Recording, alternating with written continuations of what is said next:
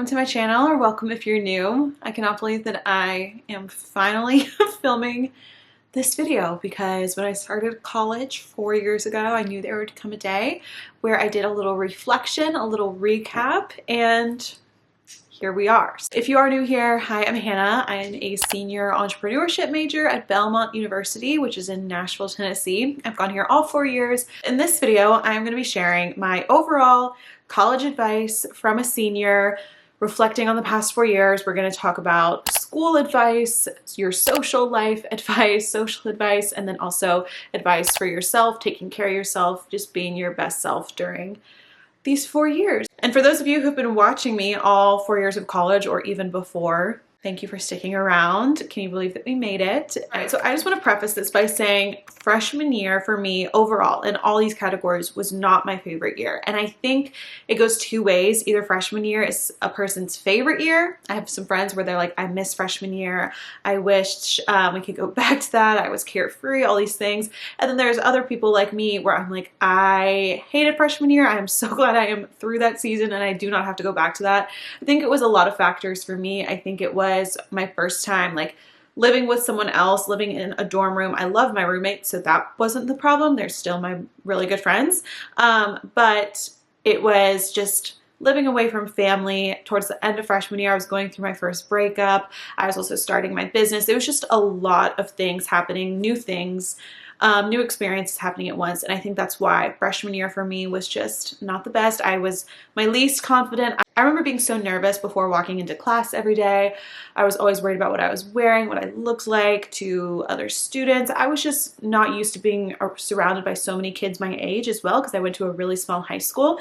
So even though Belmont was a fairly small college, I still was not used to being around a ton of people the same age as me, and I just felt very overwhelmed and anxious and all the things. So freshman year for me was not the best, but each year has slowly gotten better and better, and I'm so thankful for the people I have now, the college experience I've had now. But I just want to preface that if you go into freshman year and you're like, this is not what I expected, this isn't the best year of my life like everyone told me it was going to be, don't worry. It can get better, or you may need to switch some things up. I know a lot of people who after their freshman year, they decide to transfer to a different school. They transfer majors, which my piece of advice is that's great. You literally have to do what's best for you. You can't think about, oh, but this person will be upset if I move, or, my parents really wanted me to do this major. Like, in the end, you know in your gut what's best. And if you're like, I know this school isn't the right place for me, I know this major isn't what I really want to be doing for the rest of my life, make the decision to change it up, to switch. I think most people think the time of COVID was like, after COVID was the worst, but I've had my best college experience after we were sent home for 2020, which is weird because you would think it'd be the opposite, but I did well with online school because it allowed me to work on my other stuff. I love living off campus. Things just started picking up, but that was just to kind of give you an overall idea of how my years over the past 4 years have gone. I really did try to prioritize academics. I was like, I am in college, #1 for school, paying a lot of money for this education. So I really do think I got my money out of that. So I'm going to start with the school advice, the academic advice for being a good student, taking advantage of this time while being in college as a student and all of that. My #1 academic tip is you have to write down all the assignments ahead of time. A lot of professors won't remind you when things are due, won't remind you when you have a test. Good professors do, like they'll mention it, but you can't rely on that. And so get a planner. Shameless plug for the one that I created, because I literally created this planner freshman year. Because I couldn't find one out there that allowed me to plan all the things that I needed to for school, write down all my assignments, and then also do all my side hustles and YouTube and content creation and personal growth and all these things. So that's why I created the Dream Achieve workbook. But no matter what planner you have, or if you use Google Calendar, just put your assignments in ahead of time and know what's coming each Sunday before the following week. Know what you have coming up. This tip helps when you're at a smaller college, I understand, and that is to have the professors know your name. I have only maybe 30 kids in my classes, and so I know this may be more difficult if you're at a state school and there's like 200 people in a classroom, but I always find that when the professors know you, they know that you're trying, you meet with them if you're struggling, or you say good morning or good afternoon to them when you walk into the classroom, and thank you when you leave. Like if you just treat them like a human being. I feel like a lot of times people just treat professors as like if they were watching them on a screen, even if we're in person now. And it's just like, I don't know. It's just like ignoring them, being on their phone in class, not saying a word at all to them ever. And honestly, I think if you build that relationship with your professors in obviously a professional setting and in the classroom, it's really helpful because they know that you're trying. They may, help you out a little bit when grading, you never know. And it's just how to get the most out of your education is to make those connections with professors, to network. And now as a senior, I'm really trying to leverage those connections, especially in like the business entrepreneurship scene in Nashville. My professors have a lot of connections because they've started businesses in Nashville. And so it's been super helpful to lean on those relationships that I've built over the past 4 years to help get me to where I want to be post-grad. That kind of goes on to my next tip is to stay in touch. So like if I see a professor in the hallway that I had a few semesters ago, I'll make sure to say hi. When I graduate, I'm telling myself to stay in touch, to, email twice a year and just give them an update. Be like, hey, how are you? Like, how are your classes going? This is where I'm at, da da da da, and just stay in touch because you never know who they may know. And it's just nice to grow your network. Turn in everything on time. If you just get every assignment in on time, it is hard to fail a class. I find the students that are failing out of classes are the ones that are begging for late work to be accepted, and a lot of times professors don't accept late work. So you could turn in an awful paper and maybe get a C or a D, which is better than turning in nothing and getting a 0. I don't know if I've ever had, maybe I've had like 1 or 2 little homework assignments that I forgot about and were late or not accepted, but I can only think of one time in my all 4 years that I forgot to turn in something or it wasn't on time. One of like my 2 biggest tips for getting good grades in college is have the professors know your name, build that relationship, get help where you need it through that, and turn in everything on time. Like if you just stick to those things, you'll be off to a good start. You'll be ahead of some other people in your classes. But then also if something crazy happens in your life, most professors do care. And I've had quite a few classes where sadly there's a family member in a student's life that dies or something has happened traumatic to the student, and professors are, at least mine, have been super understanding, given them extensions. Like if you have a legitimate excuse, obviously ask for those extensions, but if it's just because you forgot, you just got to get things in on time. Prioritize assignments. I turn in every assignment. Like I said, I've never turned anything really in late or didn't turn anything in at all. But if I know a paper is worth 200 points and a test is worth 50 points, I'm going to put more of my time and energy into the paper than I am for the test. I'm still studying for the test. I'm still going to try my best on the test, but I'm not stressing out about the test. I'm going to put that energy into the paper because it's worth more in points. So that's what I mean by prioritizing assignments. It's not that I never do an assignment. It's just knowing, okay, this paper and this project is worth a huge portion of this grade because they'll tell you in the syllabus what the points are like. And if this is worth a ton of points, then I am going to prioritize it and put my best effort into that paper and project rather than the daily quizzes or something like that. So yeah, use a grade tracker. I have one on my website, or Notion has one, and use that grade tracker. My last kind of academic advice is to intern at least once. So a lot of majors at my school required internship. Mine didn't, but I still did one first semester junior year. It was remote, but it's super helpful, especially if you can get it in person now, and if you can get it paid, even better. And it's just a great way to get your name out in the industry, build your network, get some experience, see if this is a job that you actually could see yourself in. And if it's not a job you can see yourself in, you learned that as well. So try to intern at least once during college, and really like lean on the student card. Like if you want to grab coffee with a business person or someone in your industry that you admire, say, hey, I'm a student, da da da da. People love giving their time and helping out students, which I think it's easier for them to do that than like if you were, working for a competing company post-grad. They're not going to want to get coffee with you, but if you're just a student curious, they're more inclined to say sure and help you out. All right, so now we're going to go on to social advice. This is something that I have a regret. I wish I would have gone out more and made more and made my social life more of a priority freshman and sophomore year. I think it was part anxiety. I didn't feel comfortable in my own skin. I was starting my business. I was like, you know, I don't need to go out, you know, on the weekends. I can just work. And although it's gotten me to where I am today, I wish I would have had more of like that freshman experience. In my head, I was like, oh, I don't need to go to bars like when I'm this young, because when I actually turn 21, like I'll be able to go out all I want junior and senior year.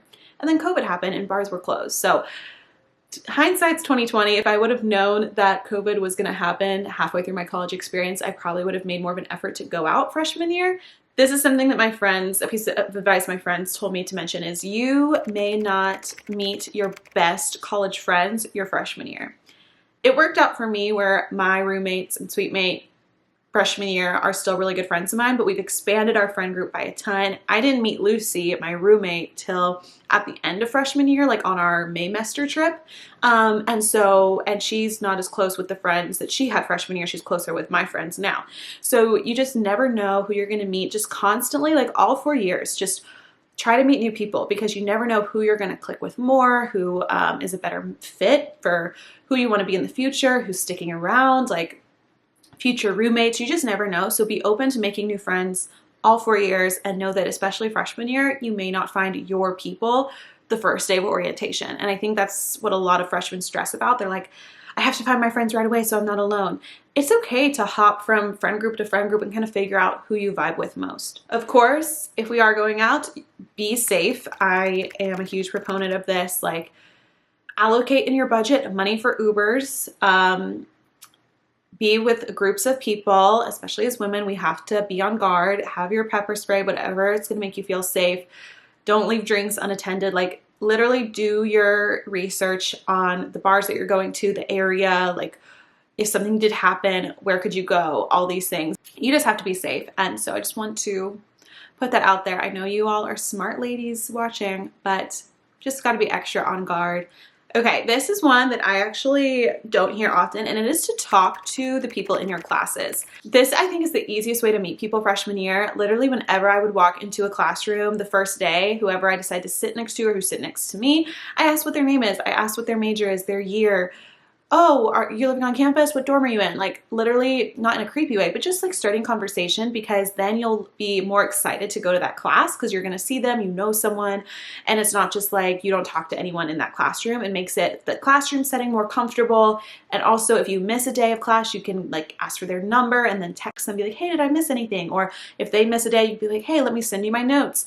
And I've actually met a few friends, not I would say like my core group of friends, but like people that I'm definitely going to stay in touch with post-grad. I've met them through my classes, through group projects, and I have them in multiple classes because now as my entrepreneurship major, our major's not super big. So the past 2 years, I've had pretty much the same people in my classes, and so I'm glad that I took the time to get to know each of them, be friends with them, follow each other on Instagram, know what they're up to, so I have conversation to talk about, you know, Monday, I'd be like, oh, I saw you went here this weekend, like, how was it? Just make it an intention to talk to people in your classes, because you may find your best friends, or you may just find peers that are going to help you throughout the rest of your college experience. You just never know, and it's one of the easiest places to meet people because you're like stuck in this classroom. If you get there a few minutes early or after class, you're walking to your next class, just strike up a conversation. I think so many college students are just glued to our phones. Instead of scrolling Instagram, I'm going to start up a conversation with the girl or guy sitting next to me. So I just try to remind myself of that, and people won't be annoyed because most likely they want to talk to you as well. They're just nervous because Gen Z, we have all the social anxiety. All right, so lastly, we're going to get into my advice for taking care of yourself. This is probably my favorite part because this is something a lot of college students neglect to do, but I actually think I did pretty well freshman year because even though I was going through a really tough time, I was not in the best mental state, I really tried to take care of myself with these tips. And you can go back and you can watch the vlogs. You can literally watch my whole freshman year. So yeah, here are my tips. First thing, this is just a statement, is that your weight is going to fluctuate, and don't even have a scale in your dorm. Don't have a scale in your room. Don't weigh yourself because yes, freshman 15 is a thing, but also I've gained weight, I've lost it, I've gained it back, I've lost it, I'm somewhere in between now. I don't even know because I don't really pay attention to my weight as much now. This is a time for you to enjoy life, to feel your best, yes, but also to not be so stressed out about a number, about a size, anything like that. Have that balance, do what you want to do, and not feel guilty about one or the other. I think for me, I would feel guilty about, oh, I'm having like a healthy, productive weekend, and I'd feel guilty that I wasn't going out to the bars and having fun. Or I'd have like the bar weekend, you know, going out, late night, Taco Bell, all that, and I'd feel guilty that I wasn't having the healthy, productive weekend. And it's good, like I had a good balance of both, but I was still feeling guilty no matter what I was doing. And so that's something now that I'm really trying to get rid of. It's just like being happy with my decision and living with it and not having FOMO and just being like, okay, this is what I want to do this weekend, and that's great. Of course, we have the basics. You need sleep. I know this is something college students neglect. Get your sleep, whether you make it up in naps, whether you get a full night's rest every night or every other night, whatever you can do. Drink your water. Eat whole meals. I know so many students who just snack throughout the day, and if that works for you, awesome. But I just know for me, when I just snack throughout the day, I never feel full. I never feel satisfied. And I also know that I'm not getting all the nutrients I need. So I love when I have a big breakfast, kind of some snacks, maybe for lunch, just like whatever I can, especially if I'm in classes, I'll have some bars and like nuts and whatever, and then like a full big dinner, and then usually a snack after dinner. And that's what works for me. So figure out what works for you, but having at least 2 big meals in my day is what I find I need for energy. Number one, I think we forget that food, we literally need to eat for energy and for our brains to function. And so if you have a big test, you need your calories, you need food to help you, to help your body be at its best self. So I'm eating for energy, for nutrients, and also so I don't get cranky and fall asleep in class. And find a movement that feels good for you. I know I should have taken advantage of like the on-campus classes more when I lived on campus, but I did take advantage of the gym, my on-campus gym, but they offered like cycling classes and bar classes, and I did a lot of that off-campus because it was like my time to get away. But I probably should have saved the money and also did them on campus. But figure out like what classes your college offers. If you just like going on walks, if you like going to boxing, if you like going ice skating, if you like going on hikes, like figure out a form of movement, exercise that you like and you can enjoy and can be like your special time. Like for me, when I would go to my yoga or bar classes freshman and sophomore year, that was my sanctuary where I could just go by myself. I didn't have to be social. I didn't have to be on campus thinking about school. I could just get off campus and go work out, and it was like a sanctuary. So find a form of movement that feels good to you and stick with it. So my last tip is for anyone, obviously, but in college, you just have to find little ways to brighten each day, because it can get really mundane having the same school schedule, same class schedule every week, same work schedule. It can feel very mundane, and you're just like charging towards the end of the semester, towards those breaks. So what I find I need is little ways to brighten each day. That can be as simple as getting a new book to read before bed, going to work at a favorite coffee shop every Wednesday or once a week, making a vision board each Sunday night, buying yourself flowers, having fresh flowers around your dorm, or putting eucalyptus in your shower, using fun glasses to drink from. Like it can just be little things like that, but find ways to brighten your day. Do something for yourself each day. And that is a huge tip that I'm taking with me post-grad as well. Like if you love reading, make sure you're reading your favorite, like a new book that you love every day. Or if you like walking outside listening to a podcast, do it every day. If you like making yourself a big breakfast, do it every day.